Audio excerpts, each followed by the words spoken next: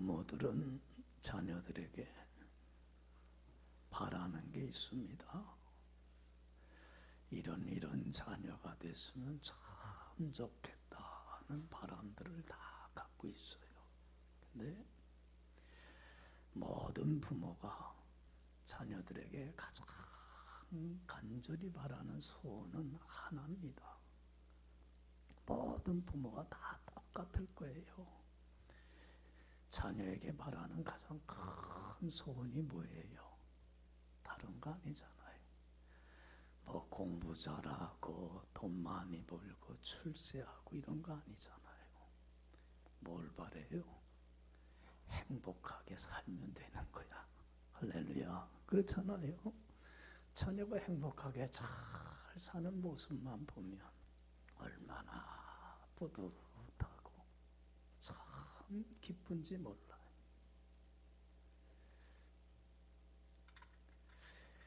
그래서 뭐 다른 거 필요 없어요. 행복하게만 살면 돼. 그래서 부모들은 자녀들이 행복하길 바라서 때로는 간섭들을 해요. 그죠? 이렇게 해. 이런 거 하지 마. 그럴 때 그 자녀들이 부모의 간섭으로 생각하지 않고 부모님이 내가 행복하길 원해서 저러는구나. 그 부모의 의중을 좀 읽고 부모 말을 잘 듣고 따라주면 좋아요, 안 좋아요? 그것만큼 좋은 것, 흐뭇한 게 어디 갔어요? 여러분들, 하나님 아버지가 자녀된 우리에게 제일 바라는 간절한 소원은 뭐겠습니까? 딱 하나야. 행복이 넘치는 삶 사는 거예요. 할렐루야. 뭐가 넘치는? 그렇잖아요. 하나님이 우리한테 다 바랄 게 뭐가 있겠어요? 그렇잖아요. 네? 매일매일의 삶 속에서 부하든 빈하든 가난하든 뭐 잘 살든 건강하든 건강치 못하든 마음 먹은 대로 뜻이 되든 안 되든 간에 환경이나 상황에 전혀 구애받지 않고 자족하며 감사하면서 하루하루 행복하게 사는 모습 보면 하나님이 그게 제일 좋은 거예요. 할렐루야. 그렇잖아요. 그래서 하나님께서는 우리가 행복하기를 바라기 때문에 성경 말씀을 통해서 자녀들이 지켜야 될 계명들, 즉 명령들을 주셨어요. 이런 것은 이렇게 하고 이런 것은 이렇게 하지 마라. 여러분들, 그럴 때 우리 자녀된 우리들이 하나님 뭐 이렇게 하라 저렇게 하라 간섭하나 그러지 말고, 그렇잖아요. 하나님이 날 뭐 하길 원하는구나, 행복하게 잘 살기를 바라서 저러시는구나, 하나님의 의중을 읽고 주님의 말씀에 순종하며 하나님 앞에 바르고 참되고 진실하고 거룩한 삶만 살기만 하면 하나님이 주시는 참된 행복이 우리의 삶 속에 차고 넘치어서 하나님이 바라는 대로 행복이 충만한 삶을 살게 돼요. 할렐루야. 그렇잖아요. 예? 여러분들, 하나님이 행복하게 하면, 저는 참 그걸 삶에서 경험을 하는데, 하나님이 행복하게 하면 내가 행복하지 않으려고 해도 행복하지 않을 수가 없어. 왜? 하나님이 행복하게 하시기 때문에 그런 거예요. 여러분들, 행복이라고 하는 건 내가 애쓰고 수고하고 노력하고 애써서 얻어지는 게 아니더라고요. 저도 모를 때는 돈을 벌어야 행복할 줄 알고 좀 출세를 해야 행복할 줄 알았는데, 행복은 내가 애써서 얻어지는 게 아니더라고요. 내가 투쟁을 해서 얻어지는 것도 아니에요. 행복은 하나님이 주셔야 되더라고요. 할렐루야. 하나님이 주시는 행복이 내 속에 넘치면, 내 삶에 충만하면 매사에 매일매일의 삶 속에서 행복에 겨워서 행복이 차고 넘쳐나는 가장 복된 삶을 살게 돼요. 할렐루야. 그렇지 않아요? 오늘 예수님께서 본문 말씀을 통해서 우리에게 교훈해 주고자 하는 게 그거예요. 하나님 아버지가 자녀된 우리에게 제일 바라는 삶이 뭐냐? 여러분들, 예수님께서 몇 세에 공생애를 시작하셨어요? 30세에 온 인류를 죄에서 구원하기 위한 공생애 사역을 30살에 시작을 하셨는데, 자신이 죄에서 구원할 메시아임을 사람들로 하여금 믿게 하기 위하여 제일 먼저 표적을 행한 데가 있어요. 어디에서 행했습니까? 오늘 본문 말씀 보면, 자, 여러분들 11절 봐요. 이거 참 매우 의미 있는 얘기입니다. 11절 다 같이 읽어봅시다. 예수께서 이 첫 표적을 갈릴리 가나에서 행하여 그의 영광을 나타내심에 제자들이 그를 믿으니라. 할렐루야. 첫 표적을 어디에서 행하더라? 갈릴리 가나에 있는 혼인 잔치집에서 행하더라는 거예요. 여러분들, 왜 예수님께서는 메시아 되심을 나타내서 사람들로 믿게 하기 위하여 이적을 행하는데 왜 제일 첫 번째로 잔치집에서 이 이적을 행했겠느냐는 얘기예요. 여기는 대단한 교훈을 우리에게 던져주고자 하는 거예요. 여러분들, 잔치집은 어떤 것이에요? 기쁨이, 즐거움이, 웃음이, 행복이 뭐한 것이에요? 넘쳐나는 것이에요. 바로 죄에서 구원함을 받은 우리 예수 믿는 자들은 이 잔치집과 같이 뭐가 넘쳐나는, 매일매일의 삶 속에서 웃음이, 즐거움이, 행복이 하나님이 주시는 행복으로 인하여 차고 넘쳐나는 삶을 살기를 원한다는 얘기예요. 할렐루야. 어떤 사람이 예수 제일 잘 믿는 사람입니까? 어떤 사람이 신앙생활 잘하는 사람입니까? 어떤 사람이 믿음이 성숙한 사람입니까? 다른 사람 아니에요. 뭐가 넘치는 삶 사는 사람? 행복이 넘치는 삶을 사는 사람. 하나님이 주시는 행복으로 인하여 그 감당할 수 없는 그 행복감을 가지고 날마다 매 순간 행복하며 잔치집과 같이 행복한 삶을 살면서 주위 사람들에게 행복 바이러스를 어떻게 해요?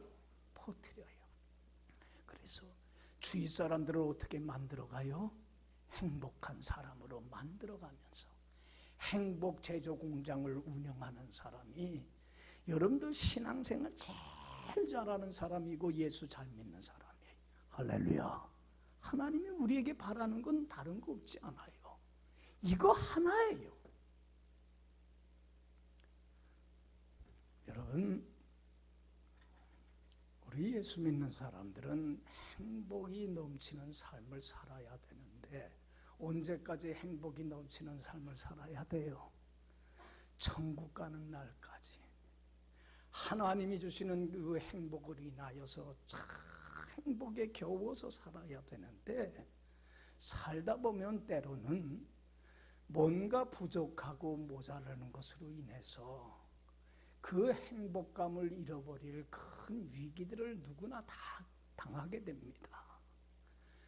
그러니까 참 사랑이 부족해서 모자라서 부부간에든가 부모와 자식간에든가 형제간에든가 또 가까운 사람과 간에 갈등이 생기고 싸움과 다툼으로 인해서 행복을 잃어버릴 수 있는 위기가 와요, 안 와요? 온다는 거예요. 뭔가 부족해서. 여러분들 물질적으로 뭔가 좀 부족해서 사업이 잘 안 된다든가 직장을 갑자기 잃게 된다든가 아니면은 빚 보증을 잘못 써줬다든가 사기를 당해서 가지고 있던 재산들을 잃어버림으로 물질이 부족하고 모자라서 삶이 참 힘들고 고달픈 그 순간으로 떨어질 수 있는 위기를 누구나 다 맞을 수 있다는 얘기예요. 건강이 모자르고 부족해서 건강을 잃어버림으로 말미암아 몸도 아프고 마음도 아프고 삶이 참 힘든 상황으로 처할 수 있는 위기는 누구나 다 가질 수 있다는 얘기예요. 여러분, 우리 믿음의 사람들은 믿음이 부족해서 믿음이 흔들릴 때가 있어요, 없어요? 믿음이 흔들리고 요동쳐서 영적으로 침체되고 까부러지며 하나님 주시는 기쁨과 평화를 잃어버리고 참 힘들고 고달프게 살 수 있는 위기가 우리는 천국까지 가는 날까지 순간순간 닥쳐올 수 있다는 얘기예요. 그런데 이 위기를 잘 극복을 못하면 잔치집은 한순간에 뭘로 바뀌어버리고 말아요? 초상집으로 바뀌어버리고 말아요. 여러분들, 초상집은 슬픔과 애통과 눈물과 고통이 그렇잖아요. 아픔이 있는 곳이에요. 그런 초상집으로 좀 변해버리고 말지만, 그러나 여러분들 위기가 왔을 때 이걸 잘 극복만 한다면 더 좋은 곳으로 부족한 것을 채워주시는 하나님의 큰 은혜를 경험하고 잔치집과 같이 행복이 넘치는 삶을 천국 가는 날까지 영유할 수가 있습니다. 할렐루야. 그 위기들을 잘 극복할 수 있는 비결이, 그래서 잔치집과 같이 행복이 넘치는 삶을 천국까지 가는 날까지 유지할 수 있는 비결이 뭐냐? 그걸 오늘 이 본문 말씀을 통해서 우리에게 주님이 가르쳐주고 싶은 거예요. 여러분들, 주님이 주시는 이 말씀 그대로 받아들이고 이대로 살아가서 이 말씀대로 되어져가는 하나님의 놀라운 은혜의 기적의 역사를 여러분들이 삶의 현장에서 날마다 목격하고 경험하고 체험할 수 있는 여러분들이 되길 간절히 축원합니다. 오늘 본문 말씀의 내용은 여러분들이 잘 알듯이 예수님께서 갈릴리 가나라고 하는 마을에 있는 혼인잔치집에 가게 돼요. 누구의 잔치라고 했냐면, 여기 전에 내려오는 얘기에 하면은 예수님 육신의, 그러니까 예수님의 그 이모의 잔치집이에요. 그러니까 어머니 마리아의 여동생의 집에서 있게 된 혼인잔치예요. 거기에 그러니까 참여를 하게 된 거예요. 그러니까 예수님의 가족만이 아니라 예수님의 제자들까지 다 초대를 받아갖고 이 잔치집에 가서 참여를 하게 됐는데, 여러분들, 이스라엘 사람들은 유목민이라 주식이 뭐겠어요? 양고기예요. 그래서 그 잔치가, 이스라엘 사람들은 일주일 동안 잔치를 베풉니다.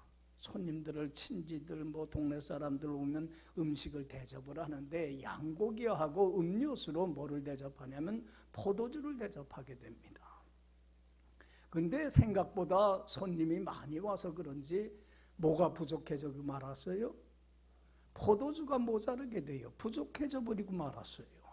여러분들 생각해봐요. 양고기야 양을 다시 잡으면 되지만 그 즉시 포도주라고 하는 것은 잔치를 바라보고 1년 전에 어떻게 해야 돼요? 담아놔야 되는 거예요. 그러니까 그 포도주가 떨어지게 되니까 이건 쉽게 구할 수 있는 문제가 아니잖아요. 많은 양의 포도주를. 그러니까 여러분들, 그 주인은 얼마나 당혹스러웠겠어요. 그 계속해서 찾아드는 손님들 음식 대접을 못해버리고 말면 잔치집은 한순간에 흥이 깨져버리고 무슨 집으로 바뀌어버릴 수 있는 거예요? 초상집과 같이 될 수 있는 거예요. 이러한 위기 상황 속에서 이 위기를 어떻게 극복하게 되느냐면, 여러분들, 예수님의 어머니가 예수님께 이 문제를 가지고 나와서 의논을 합니다. 어떻게 하면 좋겠습니까? 그럴 때에 예수님께서 하인들에게, 예수님의 어머니가 하인들에게 그럽니다. 예수님이 무슨 말씀을 하든지 그대로 해라. 그래서 이 하인들이 예수님이 시키는 대로 그대로 합니다. 이스라엘 사람들은 집 바깥에 나가서 들어올 때에 항상 깨끗이 손과 발을 씻는 정결 예식이 있어요. 그래야만이 성결을 위해서 항상 그렇게 하는데, 많은 손님들이 왔다가 오는 물로 말미암아 손발을 씻음으로 그 집에 돌 항아리, 물 2-3통 드는 돌 항아리 6이 있었는데, 준비를 해놨었는데 그 물도 다 어떻게 됐었어요? 동이 났어요. 그런데 예수님이 하인들한테 뭐라고 하냐면 거기에 물을 채워라. 그랬더니 하인들이 예 알았습니다 하고서는 즉시 순종을 하고 그 6 항아리에 물을 가득 채웁니다. 온전히 다 순종을 합니다. 그리고는 예수님이 하인들에게 뭐라고 하냐면 그 물을 이제는 누구한테 갖다 줘라? 연회 그 혼인잔치를 책임지고 이끌어가고 있는 책임자한테 갖다 주라고 그래요. 여러분들, 포도주가 모자른데 뭘 갖다 주라고 그러는 거예요? 물을 갖다 주라는 거예요. 말이 안 되는 얘기예요. 그런데도 그 하인들은 그냥 순종을 합니다. 끝까지 순종을 합니다. 그런데 그때에 물이 뭘로 변해버리고 말아요? 포도주로 변해버리고 말고 이전에 있었던 포도주보다도 더 좋은 질 좋은 포도주로 바뀜으로 말미암아 그 잔치집에 손님들이 더 좋아하게 되고 더 기쁨이 즐거움이 넘쳐나는 잔치집으로 그 위기가 극복이 되더란 얘기예요. 할렐루야. 이런 기적의 역사가 우리도 뭔가 부족하고 모자라서 삶의 위기에 올 때에 예수님이 가르쳐 주신 이 방법에 따라만 산다면 여러분, 그 부족한 것을 주님은 더 좋은 걸로 바꿔주시고 그 위기를 극복해서 잔치집과 같이 더 기쁜 즐거움이 행복이 넘치는 곳으로 회복시켜 주시고 치료하시고 변화시켜 주시는 하나님이란 사실이에요. 믿습니까? 믿습니까? 이것을 통해서 교훈해 주고자 하는 걸 그대로 믿고 따르면 돼요. 첫 번째 비결이 뭐냐면 예수님께 의논하라는 거예요. 누구에게 의논하라? 문제가 생기면 뭔가 부족하고 모자란 일이 생길 때에 여러분들 무슨 문제가 생기면 여러분들은 누구한테 가지고 가서 의논하고 상담을 합니까? 예? 문제가 생기면 여러분들 문제가 생겼을 때에 여러분들 스스로 그 문제를 해결하려고 하지도 말고 작은 문제든지 큰 문제든지 누구한테 가지고 나와요? 예수님께 갖고 나와서 상담하고 물으세요. 문의하세요. 예수님, 제가 이럴 때 이 문제를 어떻게 처신하면 좋겠습니까? 어떻게 처리하기를 원하십니까? 예수님께 묻고 상담을 하라는 거예요. 여러분들, 포도주가 모자르게 됐을 때 예수님의 어머니가 즉시 그 문제를 가지고 누구한테 나왔어요? 예수님께 나와서 의논을 해요. 여러분들 4절 보세요. 4절 우리 한번 다 같이 읽어봅시다. 예수께서 이르시되 3절 우리 2절 3절 다 같이 읽어봅시다. 시작. 예수와 그 제자들도 혼례의 청함을 받았더니 포도주가 떨어진지라. 예수의 어머니가 예수에게 이르되 저들에게 포도주가 없다 하니. 여기 봐요. 예수님의 어머니 마리아가 예수님께 가지고 나와 문제를 가지고 나와서 의논해요. 포도주가 떨어졌는데 어떡하면 좋겠는가? 상담을 하더란 얘기예요. 여러분들, 예수님께 나와서 어떤 문제든지 간에 물어봐요. 하나님, 주님, 제가 어떻게 처신하면 좋겠습니까? 그러면 주님은요, 해답을 주실까 안 주실까요? 해결책을 주세요. 믿습니까? 반드시 주세요. 성경 말씀을 통해서 주님은 꼭 해결할 수 있는 지혜를 주세요. 저도 경험을 많이 해요. 하나님, 제가 이럴 때 어떡하면 좋겠습니까? 간절히 주님께 묻고 상담을 하게 되면 예전에 알았던 말씀을 통해서 들려주시든지 해결책을, 아니면은 주위에 있는 믿음의 동역자를 통해서 들려주시든지, 아니면 해결책을 알기를 원할 때에 여러분들 어느 날 예배드리다가 설교 시간에 설교 말씀을 통해서 해결책을 들어요, 안 들어요? 듣게 돼요. 어느 날 성경을 보다가 성경이 내게 와닿으면서 해결책이 생겨요. 여러분들 어떤 문제가 생기든지 간에 예수님께 가지고 나와서 의논할 수 있기를 간절히 축원합니다. 이게 해결책의 첫 번째 비결이에요. 두 번째는 무슨 말씀을 하시든지 그대로 하세요. 순종하세요.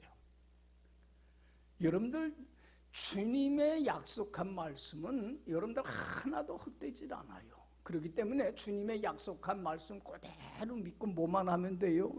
순종하고 따르면 되는 거예요. 여러분들 왜 순종을 하질 못하냐면 주님의 약속한 말씀을 전적으로 신뢰를 못해서 그래요. 믿지를 못해서 그래요. 믿으면 순종하게끔 되어 있고 순종하는 곳에는 그 약속한 말씀대로 되어지는 놀라운 하나님의 은혜의 역사를 삶에서 경험하고 체험하고 맛보게끔 되어 있어요. 할렐루야. 그래서 야고보서 2장 26절에 그래요. 영혼이 없는 몸이 죽은 것 같이 행함이 없는 믿음은 뭐라고 그랬어요? 죽은 거다. 아무짝에 쓸모없는 믿음이다. 거기에는 하나님의 은혜의 기적의 역사가 일어날 수가 없다는 얘기. 그래서 여러분들 예수님의 어머니가 하인들에게 뭐라고 얘기를 하냐면 5절 보면 참 귀한 얘기를 합니다. 5절 다 같이 읽어봅시다. 그의 어머니가 하인들에게 이르되 너희에게 무슨 말씀을 하시든지 그대로 하라 하니라. 할렐루야. 무슨 말씀을 하든지 그대로 순종해라. 여러분들 하인들이라고 하는 건 주인이 말하는 대로 그대로 순종할 뿐이에요. 우리도 예수님의 뭐일 뿐이에요? 종이요 노예일 뿐입니다. 내 삶의 주인은 예수님밖에 없어요. 예수님이 무슨 말씀을 하시든지 아멘으로 순종하기만 하면 되는 거예요. 그래서 여러분들 이 하인들은 물 두세 통 드는 돌 항아리에 물을 채우라 했을 때 즉시 순종했습니까? 안 했습니까? 즉시 순종했습니다. 지금 포도주가 모자르지 물이 모자른 거 아닙니다. 지금 급한 건 이 문제가 아닙니다. 그러지 않았어요. 그냥 순종을 했어요. 그리고 이들은 주님이 시키는 대로 온전히 순종을 했어요. 여러분들 6개 항아리가 있었는데 물을 채우라 했을 때 4개만 채우고 2은 비워놓지 않았어요. 그렇죠? 하다가 힘든데 뭐하러 지금 손님들을 그거 뭐 필요도 없는 거 지금 채워? 나중에 채우면 되지. 그러지 않았다는 거예요. 시키는 그대로 돌 항아리 6개에 9가지 물을 어떻게 했어요? 가득히 채웠어요. 온전히 시키는 대로 했어요. 그리고 여러분들 봐요.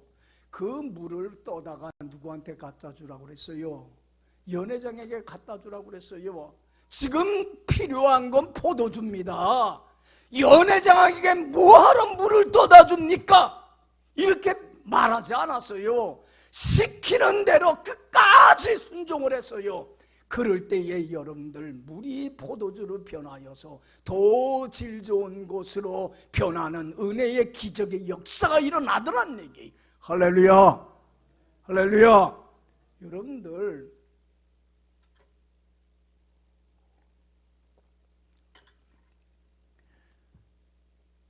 모든 문제를 주님께 가지고 나와서 상담을 하고 그리고 하루하루 주어진 자리에서 말씀에 순종하며 하루하루 최선을 다하여 살기만 하면 무슨 말씀을 하든지 주님 아멘하고 순종하고 따르기만 하면요. 여러분들 보세요.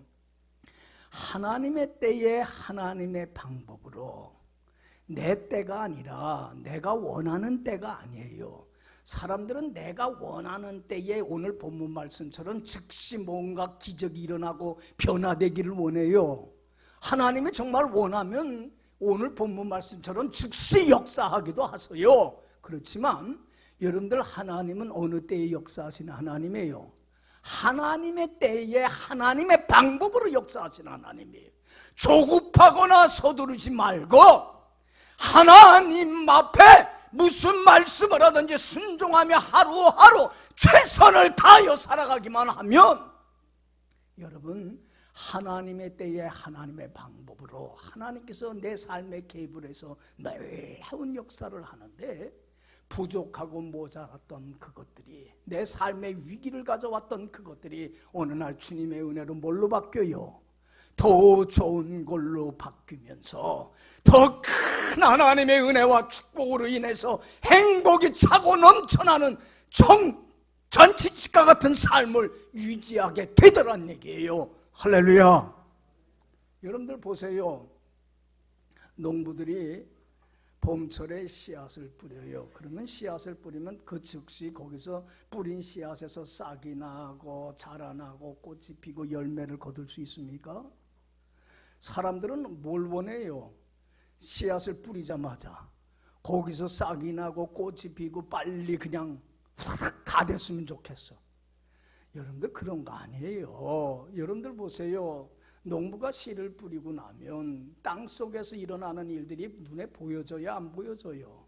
볼 수는 없어요. 그러나 씨앗을 뿌리고 나면 그 땅속에서는 생명의 역사가 일어나요? 안 일어나요? 눈에 보이지는 않지만 생명의 역사가 일어나요. 그리고 때가 되면 거기에서 뭐가 나요? 싹이 나는 거예요. 때가 되면 거기서 자라나서 꽃이 피는 거예요. 때가 되면 거기에서 열매를 맺히게 되고, 때가 되면 수확을 할 수 있는 거예요. 여러분들 조급하거나 서두르지 말고 끝까지 믿고 주님의 약속한 말씀 믿고 내 할 바만 다 하면, 뭔가 부족할 때에 주님 앞에 가지고 나와서 그 문제를 내려놓고 상담을 하고, 그리고 주님이 무슨 말씀을 하시든지 순종하며 하루하루 삶 속에서 최선을 다하여 내 할 바만 하다 보면, 어느 날 내가 예기치도 못했던 때에 하나님의 가장 합당한 때에 하나님의 방법으로 하나님은 그 부족한 걸 더 좋은 걸로 바꾸는 놀라운 기적의 은혜의 역사를 내 삶에 허락을 하시더란 얘기예요. 할렐루야. 그걸 경험을 하게 돼. 체험을 하게 돼. 여러분들, 그래서 우리 크리스찬들은 여러분들 천국 가는 날까지 여러분들이 꼭 훈련 쌓아야 될 게 있는데, 무슨 훈련을 쌓냐면 가장 중요한 게 순종 훈련입니다. 무슨 훈련이요? 순종 훈련을 쌓아가면서 순종을 배워가세요. 가장 중요한 훈련이 순종 훈련입니다. 그러면서 순종을 배워가세요. 제일 중요한 겁니다. 무슨 말씀을 하든지 그대로 이해하고 순종하는 훈련을 쌓아가세요. 그런데 이 순종을 배워갈 때 먼저 여러분들이 꼭 배워야 될 게 즉시 순종하는 걸 배우세요. 뭘 배워요? 즉시 순종하세요. 주님이 무슨 말씀을 하든지 즉시 순종하세요. 여기 보세요. 대부분의 많은 사람들이 그래요. 순종을 즉시를 못해요. 언제 하겠다고 그래요? 지금은 상황이 안 되고, 지금은 여건이 안 되고, 형편이 안 돼서 나중에 형편이 되고 여건이 되고 상황이 되면 그때 가서 하겠다고 그래요. 여러분들 봐요. 그때 상황이 되면 하게 됩니까? 한번 물어봅시다. 순종하게 돼요? 상황이 되면? 예? 여건이 되면 그때 가서 하겠다고 하는데, 그때 그렇게 상황이 여건이 되면 되느냐는 얘기예요. 사단의 가장 큰 시험이, 유혹이 뭐냐면, 우리로 하여금 주님의 말씀에 순종치 못하게 하는 가장 큰 유혹이 뭐냐면, 하기는 하는데 언제 하라? 나중에 상황이 되면, 여건이 되면 하라. 여러분들 평생 못해요. 즉시 순종하는 걸 배워가야 돼.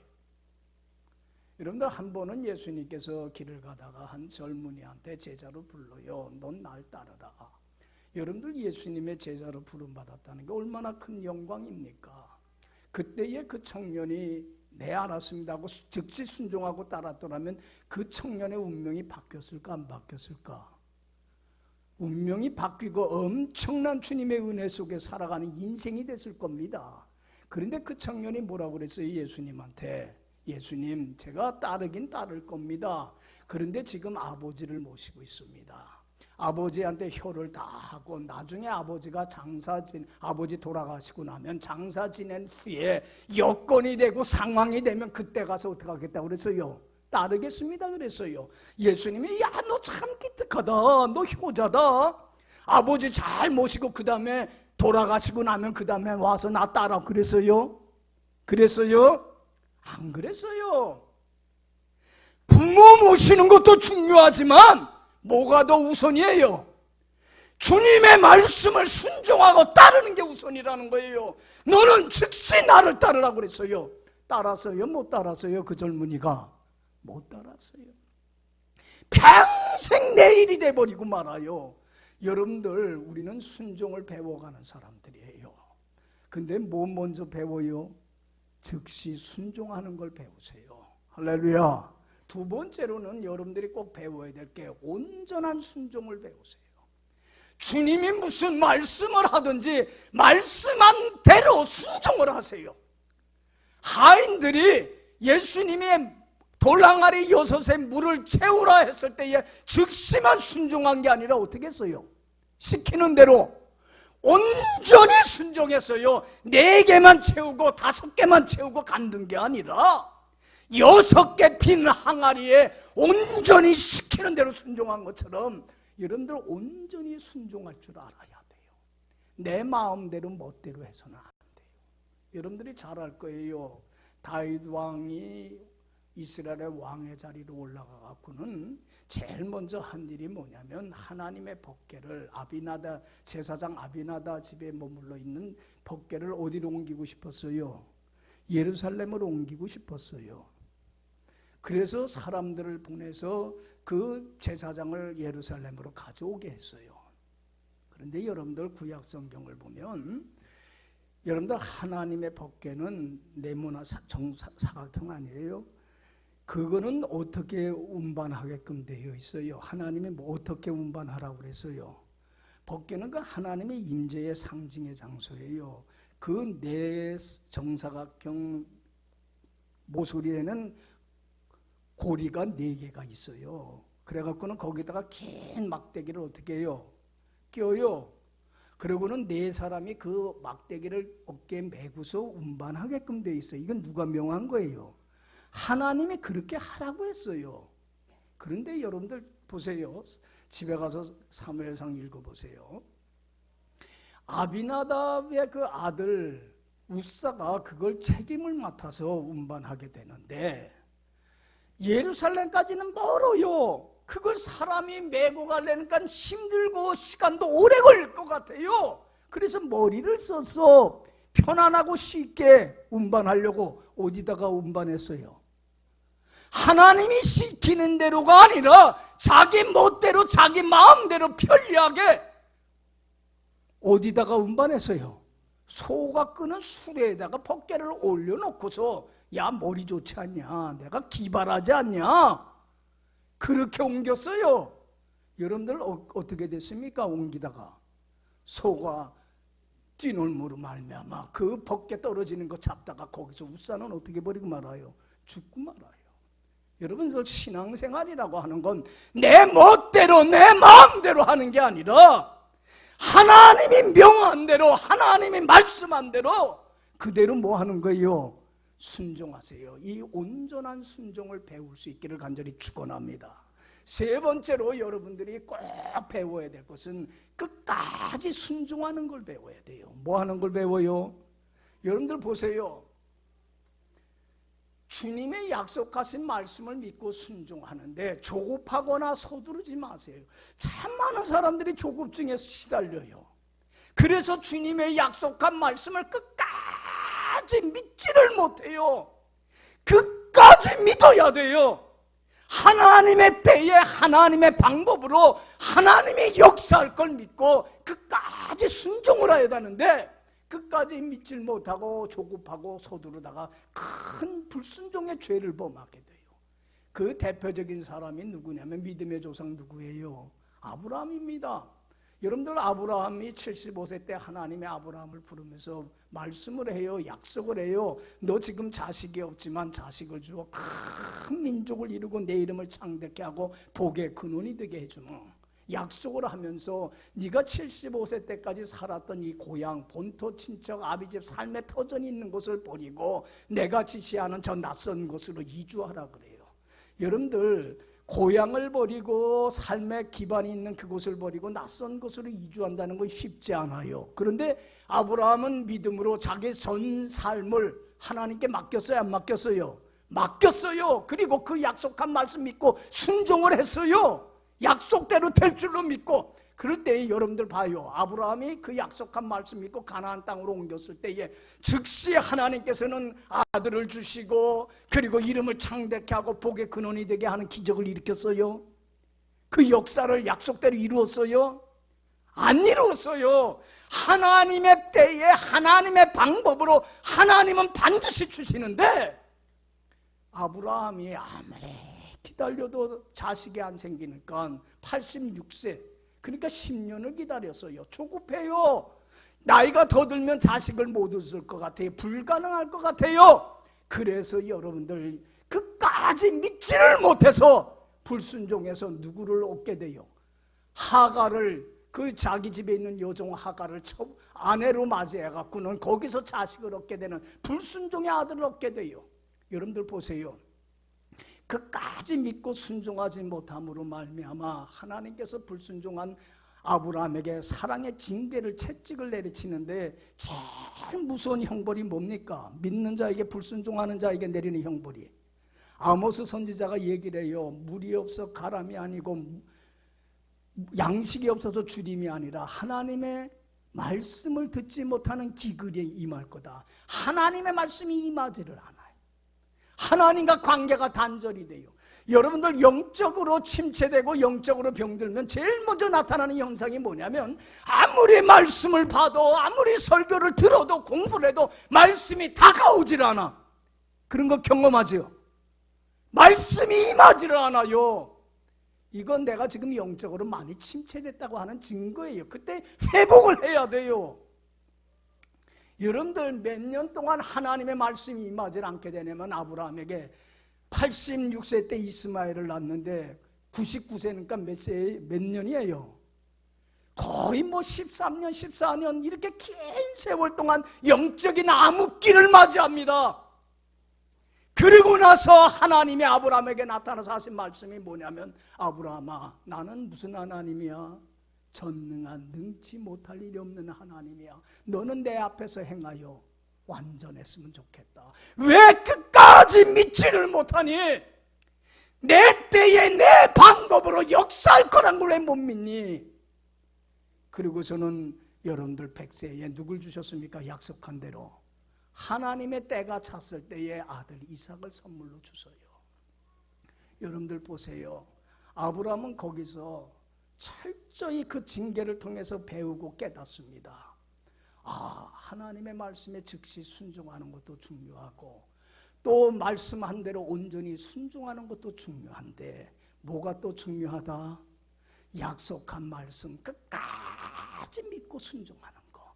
조급하거나 서두르지 아니하고 하나님의 때에 하나님의 방법으로 역사할 것을 믿고 끝까지 순종하는 게 얼마나 중요한가를 철저히 배우게 되고 깨닫게 돼요. 그래서 여러분들 하나님께서 아브라함에게 이제는 철저히 배웠는가 순종을 배웠는가를 테스트해보기 위해서 아들 이삭이 27살 됐을 때 아직도 장가도 안 가고 후손도 없는데도 불구하고 하나님이 그 아들 이삭을 창세기 22장 보면 뭘로 바치라고 그래요? 번제물로 바치는데 어디 가서 번제물로 바치냐면 번제라고 하는 건 자기 손으로 자식을 죽이라는 거예요. 그리고 제물로 제단을 쌓아놓고 거기에 태우라는 거예요. 얼마나 반인륜적인 명령입니까? 그런데 또 번제를 드리는데 어디 가서 당장 여기서가 아니라 모리아 땅, 3일 길인 모리아 땅으로 가서 거기에 내가 지시하는 산으로 올라가서 그 번제물로 바치라는 거예요. 여러분들 그때에 아브라함은 순종을 배웠어요. 훈련을 통해서 배웠어요.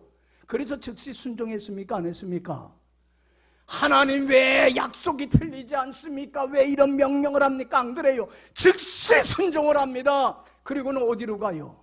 모리아 땅으로 온전히 순종을 합니다. 3일 길이 얼마나 갈등이 되고 얼마나 마음이 아픈 길이었겠어요. 아들을 자기 손으로 죽여서 제물로 바치는 길이니까. 그러나 갈등이 되지만은 3일 길을 온전히 순종합니다. 그리고는 하나님이 지시한 산에 올라가서 자식을 제물로 바치기 위해서 나무단을 쌓습니다. 그리고는 이삭을 결박을 합니다. 그리고 칼로 어떻게 하려고 그래요? 자식을 잡아서 제물로 바쳐야 되니까 죽이려고 할 때에 아브라함은 어떻게 해요? 끝까지 어떻게 해요? 순종을 합니다. 여러분들 그때에 하나님이 아브라함에게 그럽니다. 아브라함아, 아브라함아, 됐다. 이제 네가 나를 뭐 하는 줄 아노라? 경외에 나를 가장 사랑하고 나를 가장 존중히 여기는 줄을 내가 이제야 알겠다. 다른 아들보다도 나를 더 사랑한다는 걸 이제야 내가 알겠다.